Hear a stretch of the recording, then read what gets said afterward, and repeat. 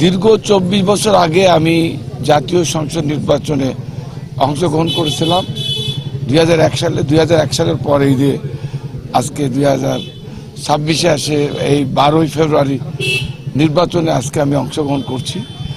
এই দীর্ঘ প্রায় 24 বছর পর, তো যারা আজকে দীর্ঘ 24টা বছর 2 যুগ যারা আমাকে নির্বাচিত করতে পারেনি বা আমি ভোটে যেহেতু অংশগ্রহণ করতে পারিনি, আওয়ামী লীগ আমাকে কখনোই নির্বাচনে অংশগ্রহণ করতে দেয়নি। বারবার 4টা নির্বাচন হয়েছে, 4টা নির্বাচনের সময় আমি জেলে ছিলাম।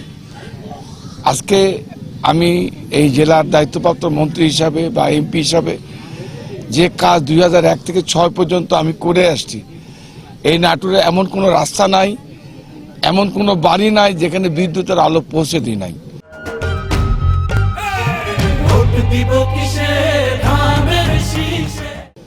এই বিদ্যুতের আলো এবং রাস্তা যা আমি করেছিলাম 2001 থেকে 6, সমস্ত রাস্তাগুলো সংস্কার অভাবে আজকে ধ্বংস।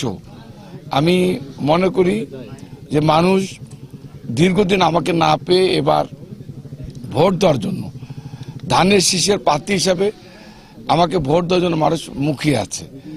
এবং আমি বিশ্বাস করি কোনো ষড়যন্ত্র, কোনো চক্রান্ত, একটা গোষ্ঠী যারা অপপ্রচার করছে নির্বাচনকে কেন্দ্র করে,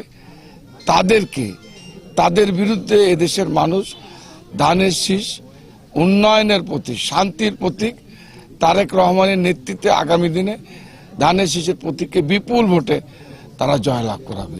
কারণ আমি প্রতিশ্রুতি দিয়েছি নাটোরের মানুষকে নতুন আশা, নতুন নাটোর, এটা এই স্লোগান মানুষ অ্যাকসেপ্ট করেছে।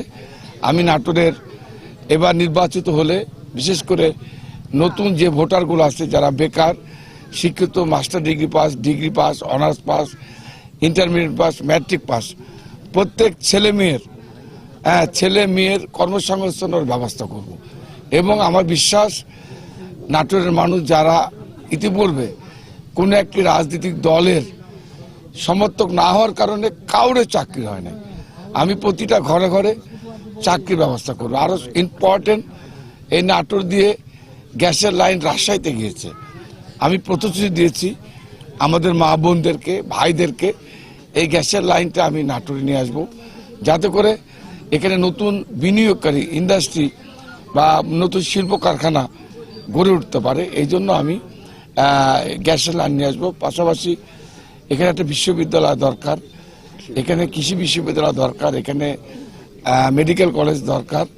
এগুলো গুরুত্বপূর্ণ। এই কাজগুলো আমি আশা করছি যে আগামী দিনে বিএনপি রাষ্ট্রীয় ক্ষমতা গেলে তারেক রহমানের নেতৃত্বে, তাহলে এই প্রতিশ্রুতিগুলো আমি বাস্তবায়ন করতে পারব।